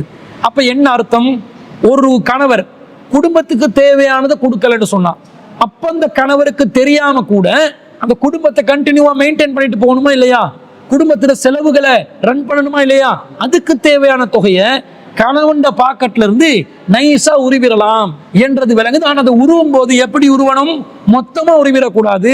ரசூலா சொல்றாங்க, மா யக்ஃபீகி பில் மஅரூஃபி, உனக்கும் உன்னுடைய பிள்ளைகளுக்கும் தேவைப்படுறது போதுமானதை பில் மஅரூஃபி, நியாயமான முறையில் எடுத்துக்கொள். அந்த நியாயமான முறையில் எடுக்கணுமே தவிர கணவன் காசுல கணவனுக்கு தெரியாமல் பெற்றுக்கொள்ளலாம் என்ற பேர்ல அவன் மொத்த பாக்கெட்டையும் சுத்தம் செய்யற வேலையை ஒரு மனைவி செய்யக்கூடாது என்பதை நாங்கள் இதிலிருந்து விளங்கிக் கொள்றோம். அதே நேரத்துல இந்த கணவனுடைய சொத்தை எடுத்துக்கொள்ளலாம் என்று சொன்ன உடனே சில பேர் என்ன யோசிக்கிறாங்கன்னா, அவங்களோட குடும்பத்தாருக்கும் தேவையான அளவை கணவன் சொத்திலிருந்து எடுத்து கொடுக்கலாம் என்று நினைக்கிறாங்க. அப்படி நினைக்க கூடாது. கணவன் சொத்திலிருந்து எடுக்கிறேன்னா தன்னுடைய குடும்பத்துக்கு, கணவனுடைய குடும்பத்துக்கு, கணவனுக்கு மனைவியாக இருக்கக்கூடியவரும் அந்த 2 பேருக்கும் குழந்தைகளாக இருக்கக்கூடியவரும் இவங்களுக்காகத்தான் எடுக்கலாமே தவிர இந்த மனைவியின் தாய் தந்தைக்காக, பெற்றோர்களுக்காக, மனைவியின் சகோதர சகோதரிகளுக்காக, இவங்களுக்காக எல்லாம் எடுத்துக்கொள்ள இயலாது. அது மார்க்கம் வரையறை போட்டிருக்குது. இந்த விஷயத்தை கவனத்தில் கொண்டு தன்னை தாண்டி தன்னுடைய குடும்பத்தவருக்கும், மனைவியை தாண்டி மனைவியின் குடும்பத்தவருக்கும் செலவழிக்கணும் என்ற ஒரு நிலை வந்தால் அதை கண்டிப்பாக கணவனுடைய அனுமதியை பெற்றுதான் அவர்கள் செலவழிக்க வேண்டும் என்பதை இந்த செய்தியிலிருந்தே நாங்கள் மேலதிகமாக புரிந்து கொள்கிறோம். அதே நேரத்தில் இந்த சகோதரி என்ன கேட்கிறாங்க, கணவன் காசிலிருந்து எடுத்து நான் அவருக்கு தெரியாமல் காசை எடுத்துக்கொண்டு, சொத்தை எடுத்துக்கொண்டு தர்மம் செய்யலாமா, நல்ல காரியங்களுக்கு செலவழிக்கலாமா என்று கேட்கிறாங்க. இது சம்பந்தமாக நேரடியாக ஒரு ஹதீஸ் வருது. சஹீஹுல் புகாரியில 5360வது செய்தியாக அபூ ஹுரைரா ரலியல்லாஹு அன்ஹு அறிவிக்கிறாங்க, இதா அன்ஃபகத்தில் மர்அத்து, ஒரு பெண் செலவழிப்பதாக இருந்தால், எங்கிருந்து, மின் கசிபி ஜௌஜிஹா, தன் கணவனின் சம்பாத்தியத்திலிருந்து செலவழிப்பதாக இருந்தால், அந்த கைரி அம்ரிஹி, அவருடைய அனுமதி இல்லாமல் செலவழிப்பதாக இருந்தால், ஃபலஹு நிஸ்ஃபு அஜ்ரிஹி, அவருக்கு அந்த கூலியிலே பாதி கிடைத்துவிடும் என்று நபி ஸல்லல்லாஹு அலைஹி வஸல்லம் அவங்க சொன்னதாக ஒரு செய்தி வருது. அப்ப ஒரு மனைவி கணவனுடைய சொத்திலிருந்து கணவனுக்கு தெரியாம தர்மம் செய்வதாக இருந்தா அந்த மனைவிக்கு தர்மம் செஞ்ச நன்மையும் கிடைக்கும், கணவனுக்கும் தர்மம் செய்ததுல பாதி அளவு நன்மை கிடைக்கும் என்று நபி ஸல்லல்லாஹு அலைஹி வஸல்லம் அவங்க சொல்ற இந்த செய்தியிலிருந்து மனைவி கணவனுக்கு தெரியாமல் தான தர்மங்கள் செய்வதற்காக கூட கணவனுடைய சொத்தை பயன்படுத்தி கொள்ளலாம் என்பதை நாங்கள் விளங்கிக் கொள்கிறோம். ஆனாலும் இதுலையும் கணவனுக்கு தெரியாம கணவன் மொத்த சொத்தையும் எடுத்து தர்மம் செய்யலாமா என்று கேட்டால் அப்படி செய்ய முடியாது. மார்க்கம் ஒரு விஷயத்தை சொல்லும் என்றால் ஒரு மனசாட்சி அடிப்படையில, நடைமுறை சாத்தியத்தை எல்லாம் அடிப்படையாக வைத்துதான் சொல்லும். ரசூலுல்லாஹ் இதை அனுமதிக்கிறாங்க என்று சொன்னா எப்படி அனுமதிக்கிறாங்க? கணவனுக்கு தெரியாம தர்மம் பண்ண போறேன் என்ற பேர்ல கணவன் சொத்துல இருக்கிற பெருவாரியான ஒரு தொகையை எடுத்து தன்னுடைய தாய்க்கு தர்மம் செய்தால், தன்னுடைய சகோதரனுக்கு தர்மம் செய்தால், தன்னுடைய ஏனைய குடும்பத்தவர்கள் யாருக்காவது தர்மம் செய்தால் அது இஸ்லாம் தடுக்கல் என்று யாராலும் சொல்ல முடியாது. ஏனென்றால் இந்த சம்பாத்தியத்திலிருந்து செலவழிப்பது என்பது, தர்மம் செய்வது என்பது எப்படி அமையணும் என்பதை விளங்கிக் கொள்ளக்கூடிய விதத்தில் இன்னொரு செய்தி பதிவு செய்யப்படுது. சஹீஹுல் புகாரியிலே 1441வது செய்தியா வருது. இதா அன்ஃபகத்தில் மர்அத்து, இது அன்னை ஆயிஷா சித்திகா ரலியல்லாஹு அன்ஹா அவர்கள் அறிவிக்கிறார்கள், ஒரு பெண் செலவழிப்பதாக இருந்தால், மின் தஆமி பைத்திஹா, தன்னுடைய வீட்டில் இருக்கக்கூடிய உணவிலிருந்து, உணவுப் பொருட்களிலிருந்து செலவழிப்பதாக இருந்தா, கைர முஃப்சிதத்தின், அதை வீணாக்காம ஃபசாத் இல்லாமல் செலவழிப்பதாக இருந்தால், ஃபலஹா அஜ்ருஹா, அவளுக்கு அதற்கான கூலி கிடைக்கும். வலி ஜௌஜி பிமக்தஸப, அதே போன்று அதை சம்பாதிச்ச காரணத்தினால் அவருடைய கணவனுக்கும் கூலி கிடைக்கும். வலில் ஹாசினி மிஸ்லு தாலிக, அதுபோல் யாரு ட்ரெஷரரா இருக்கிறாரோ, காசாளரா இருக்கிறாரோ அவருக்கும் கூலி கிடைக்கும் என்று நபி ஸல்லல்லாஹு அலைஹி வஸல்லம் அவர்கள் சொன்னதாக ஒரு செய்தி பதிவு செய்யப்பட்டிருக்குது. அப்ப இதுல என்ன விளங்குது? வீட்டில் இருக்கிற உணவு அது வீணா போகாமல் இருப்பதற்காக வேண்டி கணவன் சம்பாத்தியத்திலிருந்து சமைக்கப்பட்ட ஒரு உணவு வீணா போயிடக்கூடாது என்பதற்காக கணவன் அனுமதியை பெற்றுக்கொண்டுதான் அதை செலவழிக்கணும் என்றது இல்லை. அதை யாருக்காவது ஒருத்தருக்கு தர்மம் செய்யலாம், யாருக்காவது ஒருத்தருக்கு சாப்பிட கொடுக்கலாம்.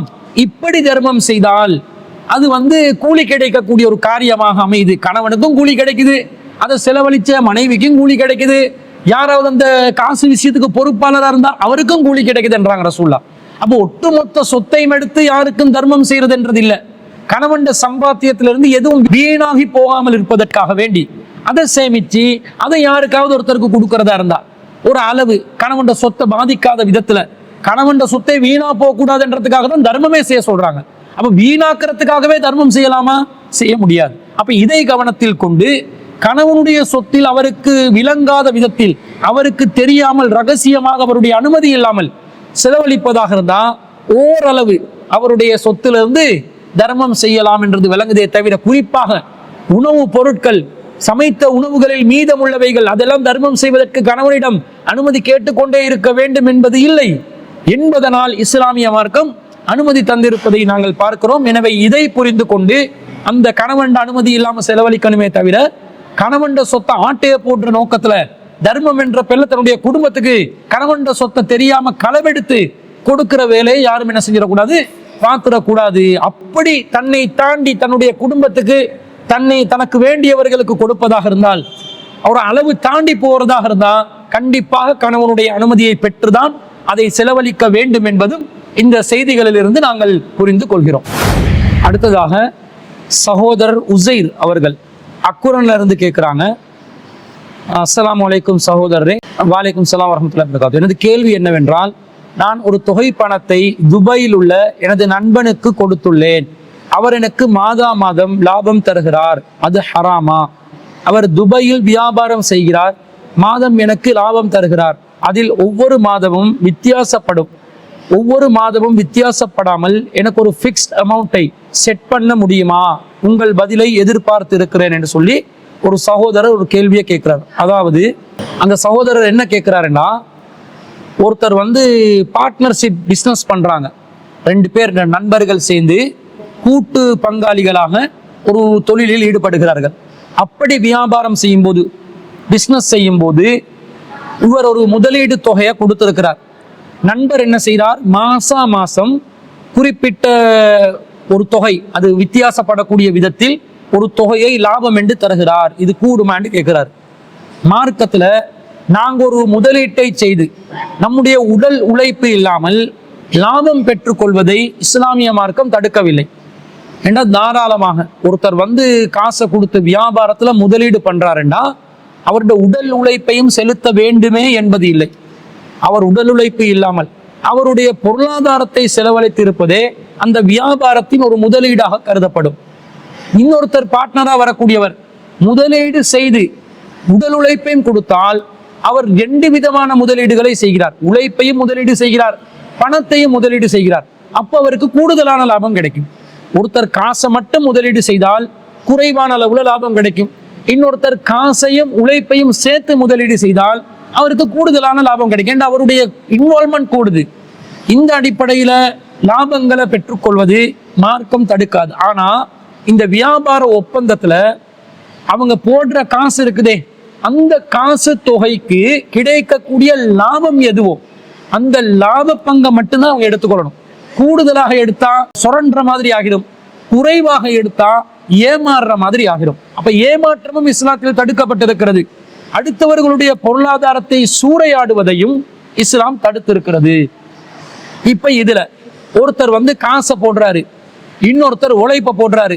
2 பேரும் முதலீட்டாக உழைப்பையும் பணத்தையும் போட்டு செய்யற அந்த வியாபாரத்துல ஒரு லாபம் வரும் பொழுது இவர்கள் ஒப்பந்தம் செய்து கொண்ட விதத்தில் லாபத்துல பங்கு போட்டுக் கொள்ளலாம். லாபத்துல எனக்கு இத்தனை சதவீதம், உங்களுக்கு இத்தனை சதவீதம். இப்ப ஏ என்றவரு காசை போட்டாரு, பி என்றவரு உழைப்ப போட்டான். ஏயும் பியும் செய்து 50-50% என்று லாபத்தை பிரிச்சு கொள்ளலாம். ஏ என்றவரு காசை போட்டிருக்கிறார், பி என்றவர் காசு பிளஸ் உழைப்பு 2ஐயும் போட்டிருக்கிறார் என்று சொன்னா ஏ என்றவருக்கு ஒரு 25%, பி என்றவருக்கு 75% என்று சொல்லி அவங்க போட்டிருக்கிற அந்த முதலீடு உழைப்பு நேரங்களை கருத்தில் கொண்டு ஒரு உடன்படிக்கைக்கு பெறக்கூடிய லாபத்திலிருந்து பங்கு போட்டுக் கொள்ளணுமே தவிர கொடுத்த காசுக்காக வேண்டி மாசம் ஒரு தொகையை பெற்றுக் கொண்டார்கள் என்று சொன்னா, அது கூட எடுத்தாலும் குறைவா எடுத்தாலும் காசு கொடுத்திருக்கிற எனக்கு மாசம் ஒரு தொகை வரும் என்று சொன்னா அது வட்டியாகத்தான் கருதப்படும். குறிப்பாக ஒரு நிர்ணயிக்கப்பட்ட தொகை காசாக தொடர்ச்சியாக வரும் என்றால் இஸ்லாத்துல அதுதான் வட்டி. அல்லாஹ் தஆலா வட்டியை நமக்கு தடுக்கிறான். ஒரு ஃபிக்ஸட் அமௌண்டாக ஒரு தொகை வரும் என்றால் அதை அல்லாஹ் தஆலா நமக்கு தடுக்கிறான். வஹல்லல்லாஹுல் பைய வஹர்ரமர் ரிபா. அல்லாஹ் பைஐ வியாபாரத்தை அனுமதித்திருக்கிறான், வட்டியை தடை செய்திருக்கிறான். 2வது அத்தியாயத்துல 275வது வசனம். இப்ப வியாபாரத்துல எங்களுக்கு காசு பிக்சடாகவே ஒரு தொகையாக வரும் என்றால் அப்படி வர்றதுக்கு வாய்ப்பு இருக்குதா? இந்த வியாபாரம் என்பது லாப நஷ்டங்கள் கூடுதல் குறைவுள்ள ஒன்றுதான் வியாபாரம் என்பது. ஒரே அளவுல லாபம் வரும் என்றது இல்லை. இந்த லாபத்துல இருக்கிற அந்த தொகையிலிருந்து இந்த பங்குக்குரியது ஒரே அளவுல மாசம் வந்தா பிரச்சனை இல்லை. ஆனா அப்படிதான் வருமா? வராது, வித்தியாசப்பட்டு வரும் நடைமுறையில். அதே நேரத்துல ஒரு வியாபாரத்துல முதலீடு செய்திருக்கிறார், 1 மாசம் நஷ்டம் அடைந்து விட்டதாக, லாபம் கிடைக்கவில்லை என்று தன்னுடைய பங்காளி அறிவித்தால் அதையும் ஒப்புக்கொள்ளக்கூடிய மனோநிலையில் இருக்க வேண்டும். லாப நஷ்டம் என்பது 2ஐயும், ப்ராஃபிட் அண்ட் லாஸ் என்ற ரிஸ்கையும் எடுத்துக்கொள்வதுதான் வியாபாரம் என்பது. வெறுமனே தனக்கு மாசம் ஒரு தொகை வருது, அந்த தொகையில ஒரு மாசம் நஷ்டம் அடைஞ்சிருச்சு, நஷ்டம் அடைந்தாலும் நான் அதை ஏற்றுக்கொள்ள மாட்டேன், எனக்கு வர வேண்டிய லாப பங்கு நீங்க தந்துதான் ஆகணும் என்று சொல்லி எடுத்துக்கொண்டால் அதுவும் வட்டியாகத்தான் கருதப்படும். அப்ப இந்த தொகை பிக்சடா இருக்கணும் என்றதுலையும் வட்டியுடைய சாயல் இருக்குது. அதே நேரத்துல அவருக்கு நஷ்டம் அடைந்தாலும் வளமையான அமௌண்ட்டை விட குறைவாகவாவது நீங்க தந்துதான் ஆகணும் என்று நிர்பந்தித்தால் அதுவும் இவர் காசு கொடுத்ததுக்கு வட்டி எடுக்க பார்க்கிறாரே தவிர உண்மையான வியாபாரத்தின் பங்காளியாக இவர் சேரவில்லை என்பதுதான் அதுவும் எடுத்து காட்டுகிறது. அப்ப வியாபாரத்துல பிக்சடான அமௌண்ட் என்பது மார்க்கம் அங்கீகரிக்காதது வியாபாரமே கிடையாது. மாற்றமாக ஒருவருக்கு கிடைக்கக்கூடிய லாபத்துல, அந்த வியாபாரத்தில் கிடைக்கக்கூடிய லாபத்துல பங்கெண்டு போட்டுக்கொண்டா, உதாரணமாக 50% என்று லாபத்துல பங்கு போட்டா, ஜனவரி மாசம் 1 லட்சம் ரூபாய் லாபம் கிடைக்குது. அப்ப 50% ஏக்கு 50,000, பிக்கு 50,000.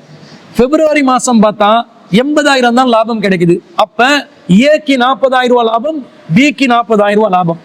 மார்ச் மாசம் பார்த்தா 1.5 லட்சம் ரூபாய் லாபம் கிடைக்குது. அப்ப ஏக்கு 75,000, பிக்கு 75,000. இப்படி கிடைக்கக்கூடிய லாபத்துல பங்கு பிரிப்படமே தவிர, இதே நேரத்துல ஏப்ரல் மாசம் 1 லட்சம் லாபம் கிடைக்குது, திரும்ப 50 தான். மே மாசம் திரும்ப 1 லட்சம் தான் லாபம் கிடைக்குது, திரும்ப 50 தான்.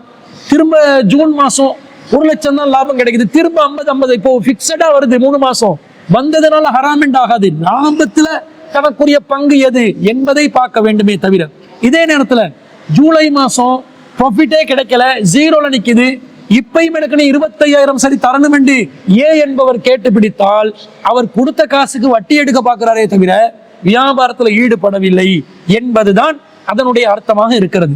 அப்ப சகோதரர் என்ன கேட்கிறார், ஒரு பிக்ஸா ஒரு அமௌண்ட் ஆக்க முடியுமான்னு கேட்கிறார். முடியாது. நீங்க பங்குதாரியாக வந்தது உங்களுடைய லாபத்தில் பங்குக்கு.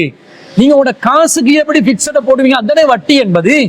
வட்டி என்றது வித்தவுட் ரிஸ்க், எந்த ரிஸ்க்கும் இல்லாமல் குறிப்பிட்ட ஒரு தொகையொன்று நிரந்தரமாக நான் பெற்றுக்கொள்ள வேண்டும் என்பதுதானே வட்டி. வட்டிக்கு வரைவிலக்கணமே அதுதான். அதையே எடுத்துக்கொள்ளலாமான்னு கேட்டா எடுக்க முடியாது. வியாபாரம் என்பது லாப நஷ்டத்தில் வரக்கூடியது. லாபம் வந்தா லாபம், லாபம் வரவில்லை என்றால் நஷ்டம். நஷ்டத்திலும் நாங்கள் பங்குதாரராக வேண்டும், லாபத்திலும் எப்படி நாங்க தொகையில பங்குதாரராகணும்? எங்களுக்கு உண்மையிலே கிடைத்த லாபத்துல எங்களுக்கு கிடைக்க வேண்டிய பங்குக்கு தான்.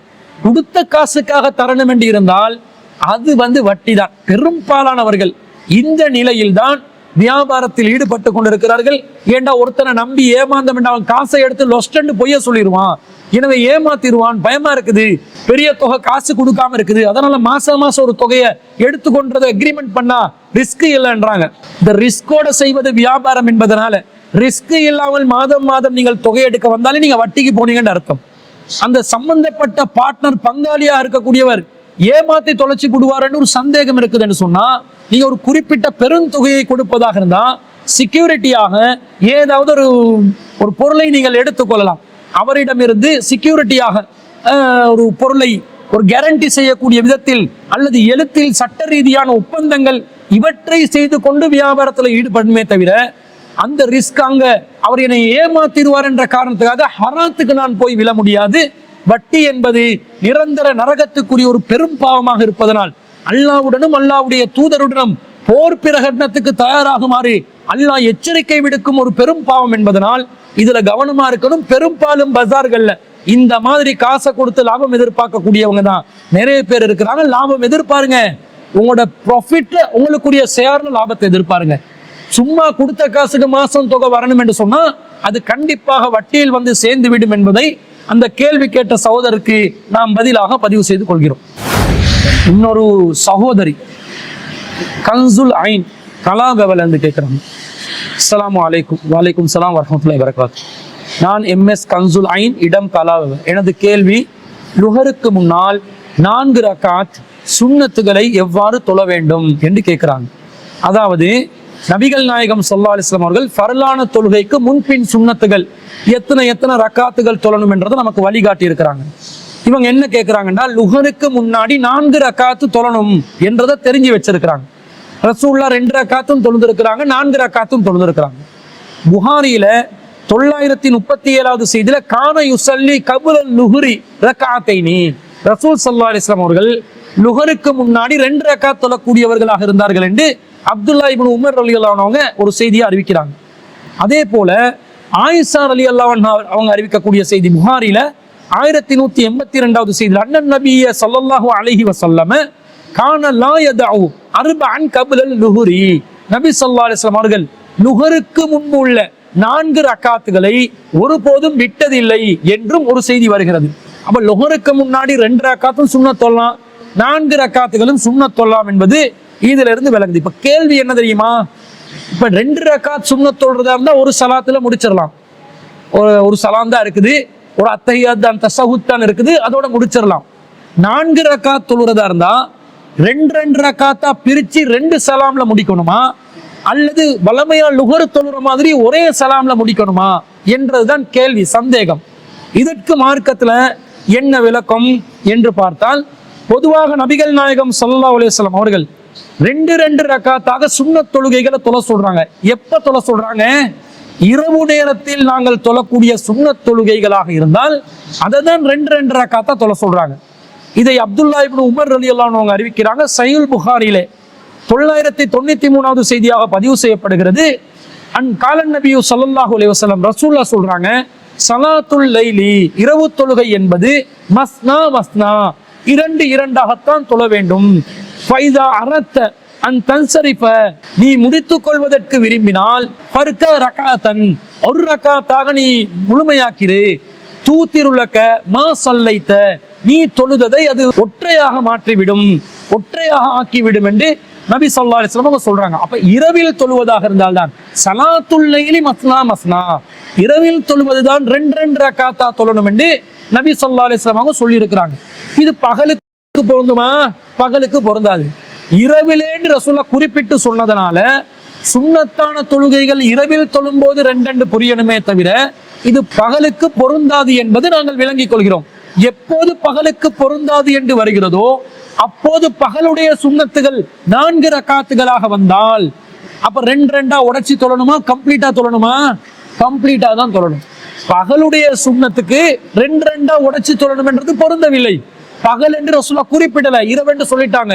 அப்ப பகலுடைய தொழுகையா இருந்தா முன் சுன்னத்தாக 4 ரக்காத்துகள் எந்த தொழுகைக்கு வருகிறதோ, லுஹர் தொழுகைக்கு முன் சுன்னத் 4 ரக்காத் இருக்குது, அசர் தொழுகைக்கு முன் சுன்னத் 4 ரக்காத் இருக்கிறது. அப்ப இவைகள்ல நாங்க முன் சுன்னத் தொழும் போது ஒரு சலாமை கொண்டு முன் சுன்னத் 4 ரக்காத்துகளையும் தொழுது முடிக்க வேண்டும் என்பதுதான் இந்த செய்தியிலிருந்து நாங்கள் விளங்கிக் கொள்கிறோம். அதே நேரத்துல திருமிதியில 543வது செய்தியில ஒரு செய்தி வருகிறது, ஸலாத்துல் லைலி வன் நஹாரி மஸ்னா மஸ்னா, இரவு நேர தொழுகையும் பகல் நேர தொழுகையும் 2 இருக்கும் என்ற ஒரு செய்தி வருது. ஆனா இந்த செய்தி அறிவிப்பாளர் வரிசையில ஒரு பலமான செய்தி கிடையாது, இந்த செய்தியில குளறுபடி இருக்கிறது என்று இமாம் திர்மிதி அவர்களே இந்த செய்திக்கு கீழே தெளிவாக குறிப்பிடுகிறார். பல அறிஞர்கள் இந்த விஷயத்துல கருத்து வேறுபாடு கொள்றாங்க. குறிப்பாக இதை அப்துல்லா இப்னு உமர் ரலியல்லாஹு அன்ஹு அவர்கள் அறிவிப்பதாகத்தான் வருகிறது. ஆனால் அந்த அப்துல்லா இப்னு உமர் ரலியல்லாஹு அன்ஹு அவர்களுடைய வளமையான விஷயத்தை பார்க்கும்போது அவர் பகல் நேரத்துல சுன்னத்தை 4 ரக்காத்துகளாக தொழுதிருக்கிறார்கள் என்று காண கிடைக்கிறது. எனவே இதிலே செய்தியில குளறுபடி இருக்கிறது, எனவே இந்த செய்தி பலமான செய்தி இல்லை என்று இமாம் திர்மிதி அவர்களே பதிவு செய்த குறிப்பு இந்த ஹதீஸுக்கு கீழே போட்டிருக்கிறாங்க. அதனால இந்த செய்தி ஆதாரபூர்வமான செய்தி இல்லை என்பதனால இரவு நேர தொழுகை தான் சுன்னத் தொழுகைகள் தான் 2 ரக்காத்தா தொழணும். பகல் நேர சுன்னத் தொழுகைகள் எதுல 4 ரக்காத் என்று வருகிறதோ அந்த தொழுகைகள் ஒரு சலாமை கொண்டு 2 தஸஹுத்தை கொண்டு ஒரு சலாமை கொண்டு தொழ வேண்டும். லுஹர் தொழுற மாதிரியே 4 ரக்காத் முன் சுன்னத்துகளையும் தொழ வேண்டும் என்பதுதான் குர்ஆன் ஹதீஸிலிருந்து நாங்கள் பெறக்கூடிய சரியான தெளிவான முடிவாக இருக்கிறது என்பதை அந்த சகோதரி கேள்விக்கு பதிலாக பதிவு செய்து கொண்டு இன்றைய வாரத்துக்கான இந்த சிடிஜேயின் உங்கள் கேள்வி நேர நிகழ்ச்சியை நாங்கள் இத்துடன் நிறைவு செய்து கொள்கிறோம். நீங்கள் கேட்கக்கூடிய கேள்விகளுக்கு குர்ஆன் சுன்னா ஒளியிலிருந்து இன்ஷா அல்லாஹ் நாங்கள் எதிர்காலத்திலும் பதிலளிப்பதற்கு தயாராக இருக்கிறோம். திரையில் தென்படக்கூடிய வாட்ஸ்அப் இலக்கத்திற்கு உங்களுடைய கேள்விகளை எழுத்தில் அனுப்புமாறு கேட்டுக்கொண்டு நாங்கள் நிறைவு செய்து கொள்கிறோம். வாஹிரு தஅவானா அல்ஹம்துலில்லாஹி ரப்பில் ஆலமீன். சுப்ஹானக அல்லாஹும்ம வ பிஹம்திக அஷ்ஹது அல்லா இலாஹா இல்லா அன்த அஸ்தக்ஃபிருக வ அதூபு இலைக.